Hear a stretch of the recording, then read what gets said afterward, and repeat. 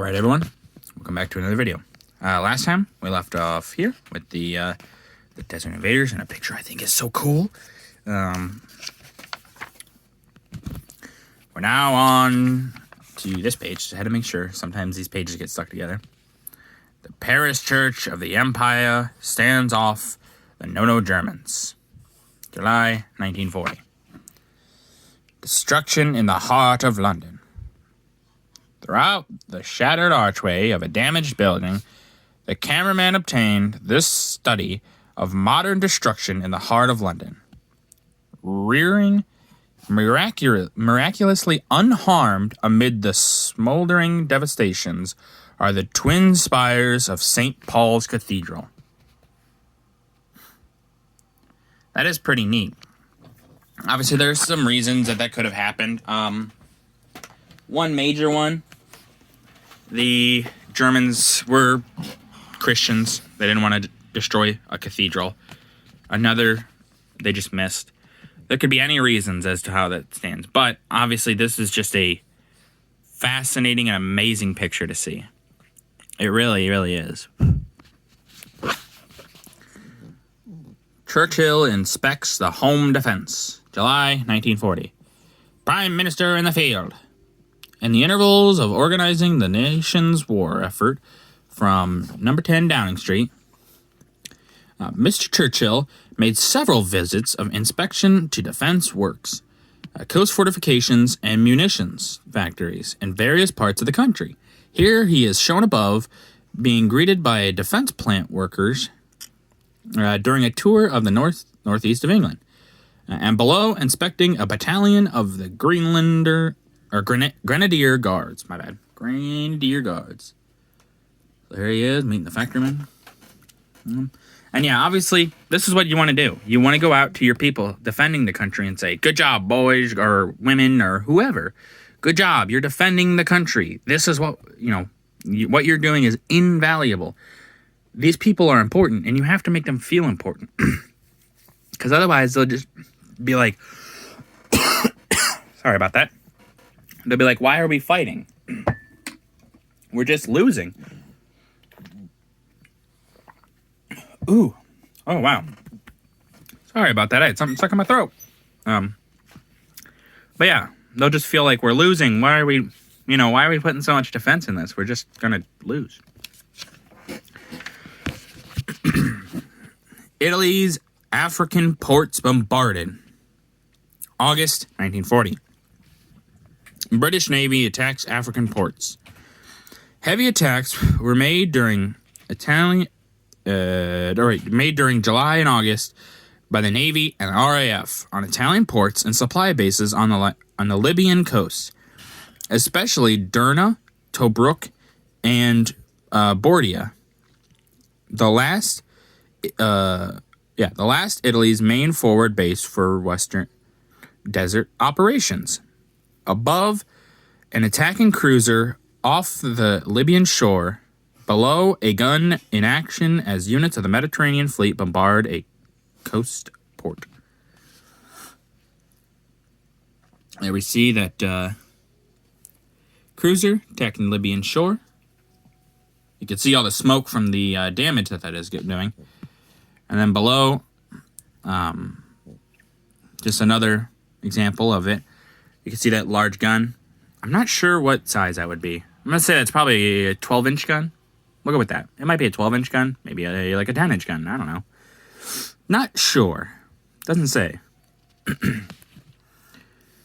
A load of bombs for the Axis partners. August 1940. A Wellington bomber loads up.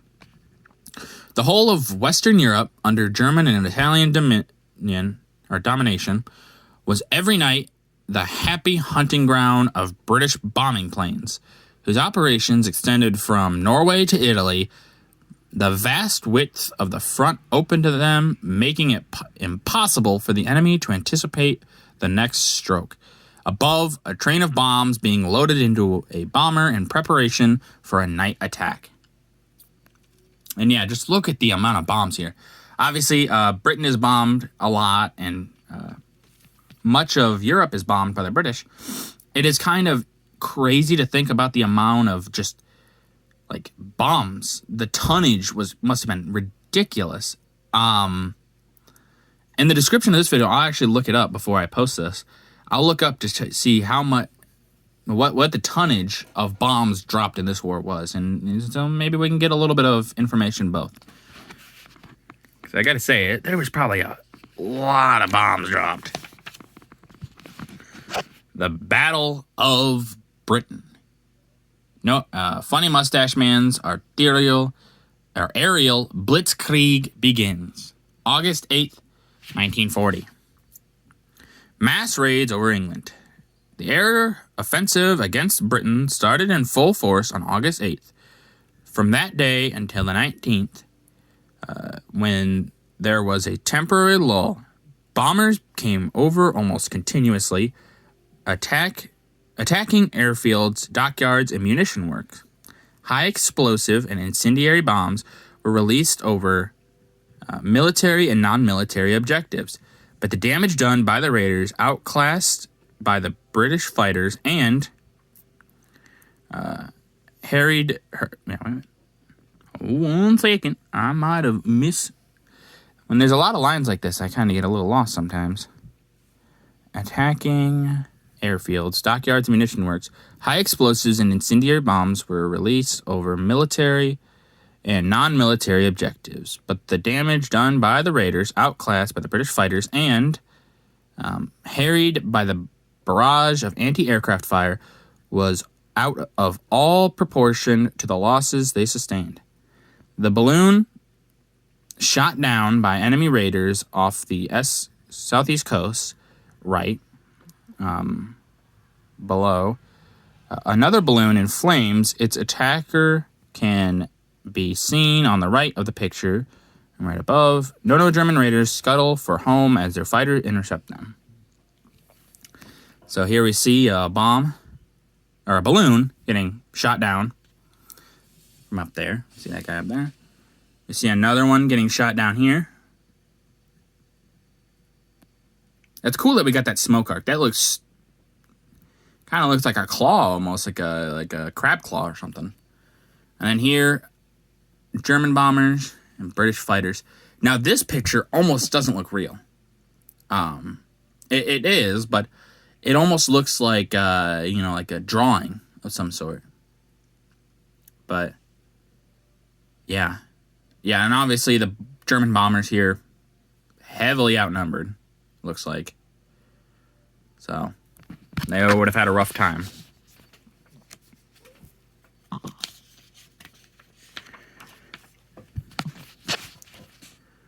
German planes crash over Britain. August 8th to 19th, 1940. Heavy cost of the air blitzkrieg. The phenomenal success of the British fighter pilots in their combats with the German raiders were due in large measure to the unbounded faith in their planes. Both the Hurricane and the Spitfire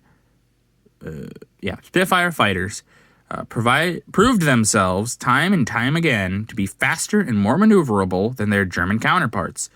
Besides possessing a more powerful and devastating armament in their 8 machine guns, in spite of their best efforts, the Messerschmitts escorting the German bombers failed to keep their more nimble opponents at bay or to prevent them from taking a terrible toll of their bomber formations. Above a Dornier flying pencil bomber, its engines aflame, diving to destruction after an encounter with a British fighter. Below, a German airman whose parachute failed to open when he bailed out after the tail of his machine gun was shot, crashes in a household. Here we see that pencil bomber. Yeah, it's its engines in smoke. It's going down. And here we see a man crash into the thing. This is kind of horrible, really. Obviously, they would have probably felt bad for the man. But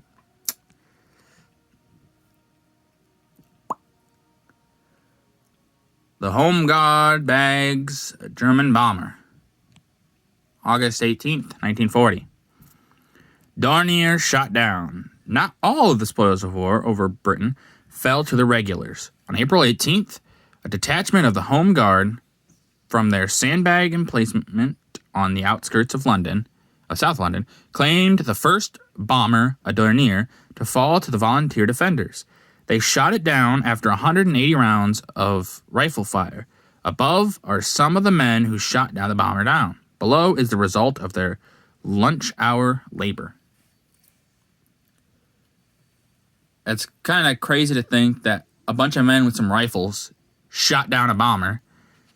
One of them must have got a lucky shot, or it just so happened that the sustained fire did enough damage to either the engines or anything really, and it brought the plane down. But kind of crazy to think that these men did that. All right, we're gonna do these last 2 pages, and that's gonna be it for this video. Raid damage in southeast London. August 1940. London scenes after a raid. Not only hundreds of lives, but the furniture and treasures of many homes were saved by the untiring efforts of the rescue workers. Above, a pile of salvaged furniture in the homes. Waiting furniture is waiting in a working-class street to be claimed by its owner. Below, ruined dwelling houses and shops in the famous South London thoroughfare, Old Kent Road, a short time after one of the heavy raids. Yeah, it is. The rescue workers did a lot for this, for London, a lot for really the country. And obviously, there are the stories of the London civilians just never giving up. The British having like this steely resolve that they're known for, really. There was obviously stories of, a business was bombed out. Well, the guy would go into or the woman or whoever would go into their office, find their desk, any rubble that was on it, they'd scrape off, sit down at their chair or find a chair or make a chair, sit down at their desk and get back to work. And stuff like that. That kind of helps the British to just, they can do it. They know they can do it. They have the famous poster of keep calm and carry on. And that's a resolve you don't see much in history, and it's admirable that those civilians did that, really. That they could, even in the face of utter destruction, they could keep going on. Graveyard of bombers bagged over England. August 8th to 19th, 1940. Wreckage of the Luftwaffe. The accumulation of scrap materials from planes shot down in Britain became such a problem to the authorities that a central dump, that right there, was established where the useful material was sorted out for conversion in due course into new British planes. On the right, workmen are eating their lunch in the wreckage fuselage of a bomber collected from Goering's Air Armada. Yeah, look at all this plane debris. And yeah, this would be useful. Just melt it down. Reuse it.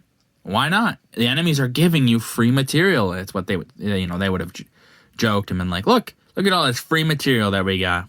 Obviously, it's not free. People paid, but it's kind of crazy to think. And yeah, here they are going, haha, you losers. We got your plane. That's kind of what they're thinking. Yep, we get to scrap this down later. And then here we get a nice little chart of the days and the losses of planes. It says planes lost in fighting over Britain and the coast, August 8th to 19th, 1940. RAF official figures. So this is what the RAF would have given. And obviously these numbers could be off. The RAF could have been lying a little bit, but, who's to say? But here's August 8th. 61 German planes lost to the 18 British, and then British pilots safe. So that means planes that were lost, but the pilots didn't pass. But yeah, 61-18. That's crazy. The 9th, only one German plane lost and no British. The 10th, one German plane for one British plane. The 11th, 65 German planes lost to 26th and 2 British pilots saved. The 12th, 62 German planes lost to 13 of the British. 1 pilot saved for the British. 78 German planes lost on the 13th to 13 for the RAF and 10 pilots rescued. 31 German planes on the 14th and 7 for the British and 2 of their pilots saved. On the 15th, look at that number. That is crazy. 180 German planes lost to 34 RAF and 17 of their pilots rescued. Now, if that number is true, that is crazy. That is a huge number of Germans lost compared to the British. On the 16th, 75 German planes lost to 22 and 14 British pilots saved. On the 17th, 1 German plane lost, no British. On the 18th, we got another huge number, not as big as the 15th, but still pretty large. We have 152 to 22 British and 8 British pilots saved. And then on the 19th, we have 4 German planes lost to no British. And then in total for the 11 days, we have 711 German planes to 156 British, and 57 of those British pilots saved. So that is ridiculous. If those numbers are accurate, then it understands why the Luftwaffe or the Germans could never invade here. That is an insane number lost compared to the Brits. Insane. All right, well, that's going to do it for this video. If you guys liked the video, leave a like. If you didn't, leave a comment. Tell me what I can improve on. And as always, subscribe. It really is a great help. Thank you.